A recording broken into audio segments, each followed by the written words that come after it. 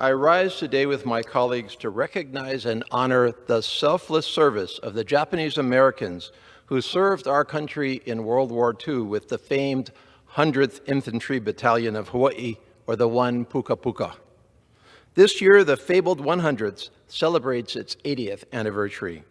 The battalion was composed of 1,400 Americans of Japanese ancestry whose loyalty was questioned by our government following the attacks on Pearl Harbor and much worse. Although much of the U.S. public looked upon them with disdain and skepticism, these soldiers simply persevered. Their story is one of patriotism, tenacity, and courage. Following the attacks on Pearl Harbor and when anti-Japanese hysteria was at its peak, these young men raised their hands and demanded the right to defend America. With the support of U.S. military officers and others in Hawaii and elsewhere, the federal government eventually created an all-Nisei, or second-generation Japanese-American Army unit, the 100th Infantry Battalion.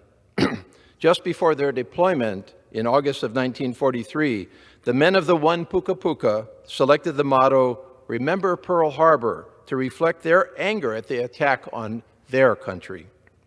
Although the cloud of racism and underlying uncertainty hovered over these brave Americans, their performance was nothing less than exemplary.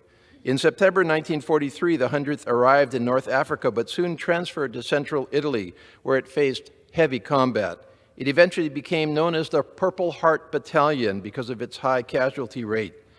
One of its members and casualties was Captain Spark Matsunaga, who suffered grievous injuries in a minefield. He later became a member of this hallowed house, and after that, a United States Senator, inspiring generations, including me, who was privileged to serve 3 years on his staff. His own story is just one of countless we can and should remember. In August 1944, and after a year of combat, the battalion integrated with the Japanese Americans of the 442nd Regimental Combat Team. They then continued to fight through Italy and France. The men of the 100th spent 20 months in Europe and fought in 6 campaigns across Italy and France. They received 6 Distinguished Service Crosses and earned 3 Presidential Unit citations. Along with the 442nd, the 100th Infantry Battalion is recognized as the most decorated American unit in our history for its size and length of service.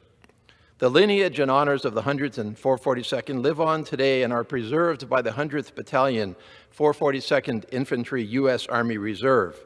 Today, the unit is staffed with reservists from Hawaii, American Samoa, Guam, and Saipan. These women carry on the legacy of the soldiers that endured so much before them 80 years ago. We all owe a debt of gratitude to groups like the Nisei Veterans Legacy and the Military Intelligence Service Education Society of Hawaii and others for keeping the 100th Battalion's legacy alive. They have all been critical in recognizing the sacrifices of our Japanese Americans to defend a country that questioned their loyalty.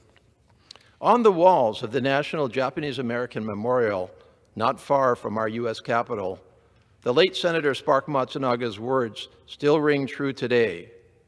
We believed that a threat to this nation's democracy was a threat to the American dream and to all free peoples of the world. Today, we renew our debt of gratitude to the Japanese Americans of the 1 Puka Puka. May they live forever in our hearts and minds. Thank you, and I yield back.